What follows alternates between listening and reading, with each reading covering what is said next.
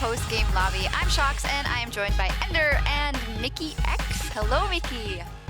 Hello, hello. Hello. You don't know it, but we've actually been able to see you for like the last 5 to 7 minutes. But there was nothing embarrassing, so it's all good.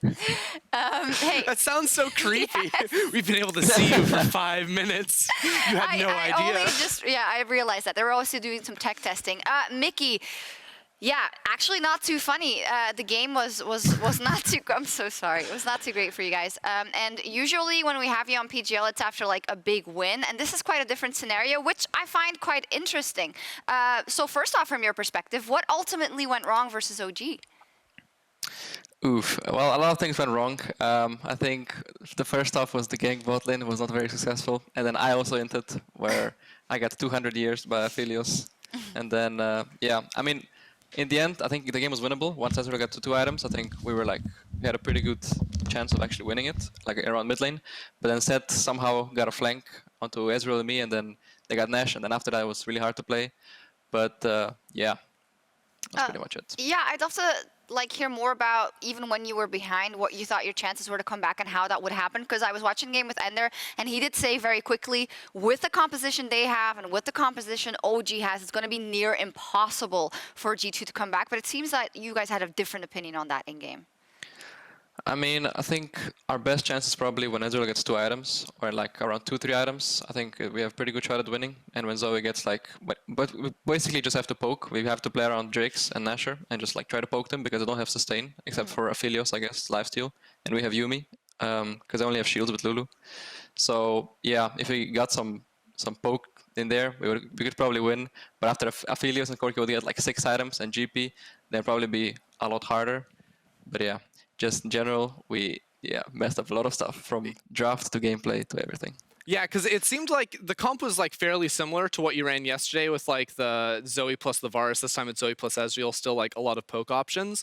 And what I noticed that worked so well for you guys yesterday was actually how you sort of played just on the edge of Mad Lion's range in fights the entire time. So you poked them down to sub 50% before you actually pulled the trigger. But in this game, Origin kept finding ways to get to you. Like the last team fight around the Cloud Soul especially, it was up inside their own jungle, and you guys just got a little bit too close. So that was one of the things that I was thinking, maybe they have a chance to be able to get down the poke, but when this set with a Lulu is just sprinting towards you, it seemed pretty difficult. Yeah, I mean, that fight we did have a decent chance at actually doing something. I think Zoe landed some good poke, and we chunked them out in mid lane, and I think Aphelios had to base or go lifesteal somewhere. So I think it was definitely doable, but yeah, as I said, it was just kind of hard after they got an early lead. But I think the biggest problem was probably that we didn't have much frontline for Yuumi, Ezreal, and Zoe. So when Lee Sin and Wukong went in, they just kind of got one shot. And if you got the Nash here, maybe it would be a bit more winnable as well. And honestly, this is so unlucky. Hardcore cannot die. I mean, this could have actually been a turning point, but actually, Upset does go in on the Aphelios. He was playing really, really well. Yeah, I think everyone from OG played pretty well compared to yesterday. Yeah. And they also adapted their draft from the MF Nautilus. I was hoping I could get to play against that again, but unfortunately they they adapted from day 1 to 2. Yeah, they picked a champion that was made in 2019 instead of 2012. You know, there's a little bit of a difference there. Pretty much, yeah. Yeah, do you think that played into it? Because I see you quoting, well, our draft wasn't good, our in-game play wasn't good, and we were all caught off guard after yesterday. We were, well, is OG just not showing anything? Turns out they weren't showing anything because they wanted to surprise you. So would you think, did their plan work then? Yes, they got you. Well, it looks like it worked, yeah. But I think we also kind of played ourselves, yeah. Yeah, you played We just yourself. yeah. Okay. All right. I mean, you could always also say that Perkz is back in the bot lane and Caps is back in the mid lane. But all jokes aside, how is that going? It seems to us like it may be less impactful just because you've done that before, right? And now you're just back to something you were used to from last year. But how's it been going with having Luca back in the bot lane kingdom? I mean, for me, it's not really that big of a difference. I think they both play pretty similar. I think maybe I'm just more used to playing with Luca. We're on the same page more often. Well, except this game when I was pressing Yuumi, he usually eat out. Except for that, I think lane phase wise, we're most of the time on the same page and know what to do at all times. So I think that's better for me, I guess. But other than that, it's not that big of a difference. Okay. How is your LEC happiness so far? You've played Tahm Kench and Yuumi, so that's great. Yeah, honestly, like I really hate this meta. Why do I have to play these champs? I mean, it wouldn't even matter if we won or if we lost. Like I would still have like, yeah, I wouldn't have any fun. What's the point? Hey, you can still play like Thresh, right? Yeah. You know, that's an option. Yeah, that's true. But we did kind of ban it out, so I couldn't really play that. Or Braum or something. Yeah, I mean, we'll see how that evolves. That's not fun. That's not fun. I don't know. I think Braum's Yeah. kind of fun, but I guess Mikyx doesn't agree. I'm just looking. No. Yeah. Lore's still waiting for a Zyra, Yeah, so that would be maybe perfect. next week, tomorrow. Maybe when she gets buffed or something. Like right now, this champ is like boring just because it's so useless. If I could play an AP champ, I would probably play like Brand or something, or any even. It's probably more useful after she gets buffed. All right. But yeah. Let's see.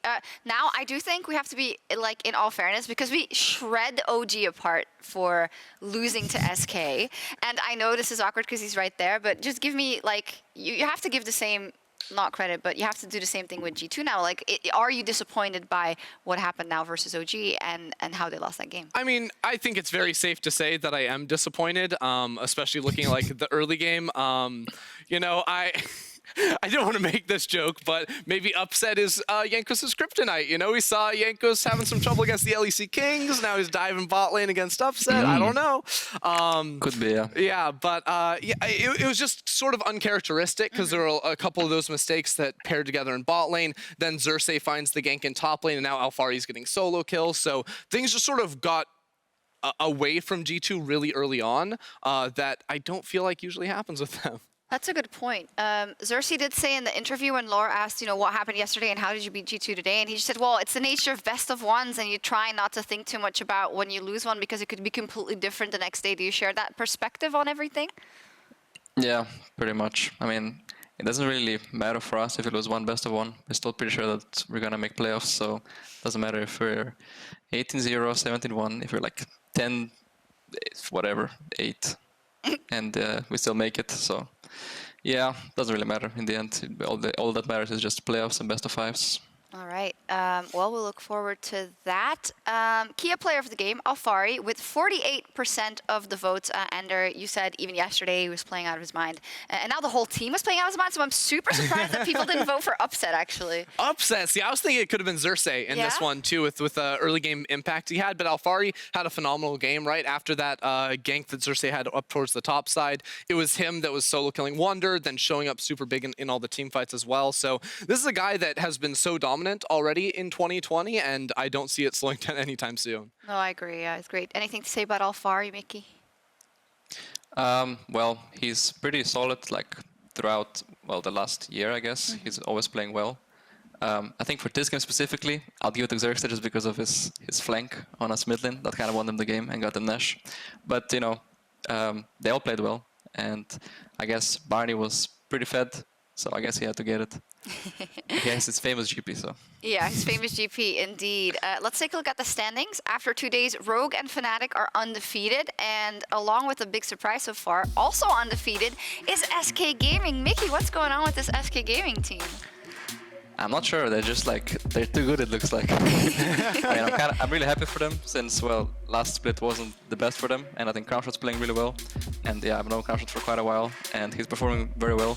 So I'm quite happy for them, yeah.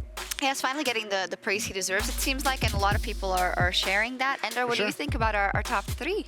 I mean, honestly, like, SK is the big surprise. Obviously, like, Fnatic staying up there makes a lot of sense. Rogue as well. Maybe surprise some people by taking down Misfits earlier today, but Rogue looked super solid in both of their wins, taking care of things pretty systematically overall. So they are definitely looking like contenders this split. Yeah, I guess it's the nature of the first couple of weeks that we're still trying to figure out what the power and the strength of all the teams are, but it's good to see that teams who are at the bottom of the table in spring are already racking up wins and are evolving, because that ultimately makes everything more competitive. Mickey, it's very hard for you to say, but what is your kind of thought on, you know, how hard it's going to be to do well in playoffs and beat all these teams, as of course is your goal? Are you seeing some more teams rise up than you did in spring as competition? I mean, I think Misfits and SK are probably better than last split. I mean, I don't really think they are gonna be like very strong contenders in playoffs. I mean, you never know, but I'm pretty sure once playoffs comes around, if you just like draft well, you know how it goes. Better coach mostly wins. So you're doomed. Yeah, if we just draft well, we win. Yeah, I guess. Yeah. Another question I have for you before we move on is. In all these videos, and it's very clear, you guys are obviously working towards playoffs, but also towards Worlds, and you also say that, and I think everyone understands that because that's where your ultimate goal lies. How do you keep your eye on that prize and, you know, try to get better for that thing that's actually only in a couple of months, whilst you're also still playing in the LEC every week and have to prepare for all those opponents? How did that kind of fit into each other? Because I imagine you can't just arrive at Worlds and then have to start from zero. Yeah, I mean, we just have to like put our all into practice, which we didn't really do that well last year. We were kind of trolling a lot of scrims, but I think right now we're actually putting a lot of effort into making scrims more productive. But then again, you usually learn the most when you scrim international teams. Like for example, last year when we scrimmed Dalmon for the first time, they were very good. So looking forward to scrimming other teams, but yeah, just we have to make the most out of scrimming EU teams by just, well, trying to be more serious in scrims and not troll around and yeah, not play to the limits as much, I guess. Could you give a small example? Is this like play more serious draft that you would actually play? Is this not running it down too much? Is this not giving up when you have run it down, or how does that work? Yeah, in draft, it's, well, you play a lot more similar champions. You kind of like cut it down, because before we just played like whatever champ came to mind. We were like, yeah, I want to try, I don't know, Teemo this game, and then you just play Teemo even if it's a bad matchup, and then you lose, and it's like, well, that scrim was pretty useless. But yeah, also just in-game, not taking as many risks, because for example, if the map is split and you're 1v4 against tower, and then you might greed for a wave in scrims that we did last year, now we kind of stopped doing it and we actually play respectful when the map is split. So yeah, that's an improvement, I guess. So were you making these changes like coming directly into summer, or is this also something that you've been thinking about and improving as a team like as far back as like spring of this year? Well, we started doing it in spring, most notably after we lost to Mad Lions, because we got to review a lot of our games and we saw that we are really, really bad. So, and we don't actually like respect the map being split. So we had a lot of talks, and yeah, from then on I think we started doing it pretty well. And yeah. Yeah, so if you ever do win the World Championship, you're gonna have to thank the Mad Lions in your speech. Pretty much, yeah. Pretty much, that's what that is. No, but honestly, yeah, that's what you have to do. You have to keep evolving if you have your eyes on those big goals. So I'm really happy to hear that from your side, Mickey. Tomorrow, you have another chance to show that this was just an anomaly. G2 is going to look to bounce back against Team Vitality. Now, they have a lot of rookies, and they seem quite unpredictable to me. What do you think to that matchup? Well, I don't think they looked very good, even in their win. I think, yeah, they didn't look very convincing. But then again, if you play like today, we might as well lose. But then again, even if we do, I don't think we can lose. So I think we should be able to win. Okay, Ender. Yeah. I think you still definitely, obviously, have to take G2 as the favorites here. Vitality, what I did enjoy from their win in particular was how, with a rookie team, usually you see like someone come in as the rookie and like they pop off and they carry, and then that can only carry a team so far. But the team did show some good coordination. They were not taking overly risky plays, but I don't think that is the way to go against G2, as we just saw Origin prove. You have to fight them. Yeah, Ender, out of SK, Fnatic, and Rogue, who will be undefeated and will get the 3-0. SK is playing Mad Lions. Rogue is playing, production will help me, but SK is playing Mad Lions. Okay. So what's the chances of them getting 3-0? SK playing Mad Lions, that's going to be a close matchup. I don't think it's like impossible for them to be 3-0. I could see that happening. But I have a lot of faith in Shadow's ability to really disrupt the early game. And I also don't think Kaiser, Carzzy are going to lie down in the bot lane against Crowny. Crowny. Schalke Rogue. Schalke Rogue. Rogue. And Origin Misfits? Origin. Wait, sorry. Origin Misfits, that's not for the 3-0. I only wanted to know Fnatic. Fnatic. Who's Fnatic playing, John? That's a great question. Sorry, someone's talking in my ear, that's why. We're not used to having 15 games in one weekend, people, XL. okay? Fnatic beat XL, sure. Yeah, they're 3-0 guaranteed. Okay. Hey, Mickey. I think SK as well. SK as well? You believe in it? Yeah, I think I'll give them 3-0. Yeah, they have the momentum right now. They do have the momentum. What year is it in? The SK and What's Fnatic going could on? be the Jess's undefeated revenge. teams. Awesome. Mickey, thank you so much for talking to us. And yeah, good luck tomorrow versus Vitality. Thank you. Yeah. Do you want to play Valorant after this, Mickey? Or you Yeah, got some sure. time? Let's Cool. get it. Sweet. All right, that was all from us here tonight. But across the Atlantic, the opening week of LCS continues with Evil Geniuses versus CLG. And here tomorrow in Berlin, in Berlin tomorrow, we'll be back at 4 p.m. CEST. See you then for the third day of Super Week, baby. My jet's insane. Okay, yes. Bye. Bye.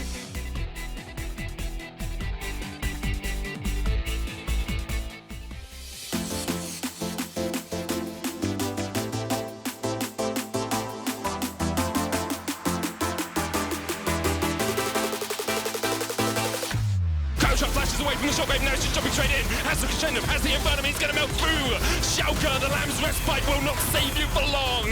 And this is what a Aphelios can do.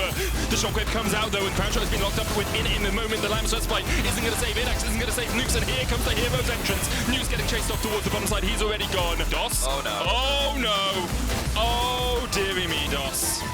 Blue screen of death for him as Rogue get first blood. Razzle jumps in, gets the cataclysm on a couple, and here goes for Bibbin, looking for the shuffle back. They're going to get the hemo plate down as well, but the shockwave lands, and DOS is already dead, but Bibbin's already dead. Dan's still alive, but he's not going to be for much longer. Humanoid here with the rest of his team. Cadril looking for the smite, but it's stolen away by Humanoid. The ball does all the work, and Humanoid's going to chase onto Cadril once again, getting onto Torre.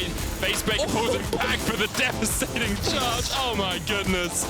It's just not fair. Cataclysm comes out and teleport is absolutely questionable. Melitza will go in. Oh, Hillisang with the goal. That was such a good rocket grab. Comp goes in with a Moonlight Vigil, starts to chuck out the flamethrower, and Baron is so low.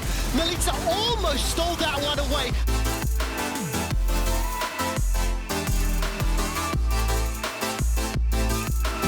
Here comes Xerxes, the showstopper, delivers upset to Origin's waiting arms. You do not want to be wandering through the jungle like this. No, you don't, but the wild growth comes up. Xerxes gets the showstopper, and look at the damage! Caps and Yankos are melted where they stand, and Xerxes goes in, gets the wild growth, goes right back with that insane speed buff, gets the kill before he even goes golden to buy some additional time.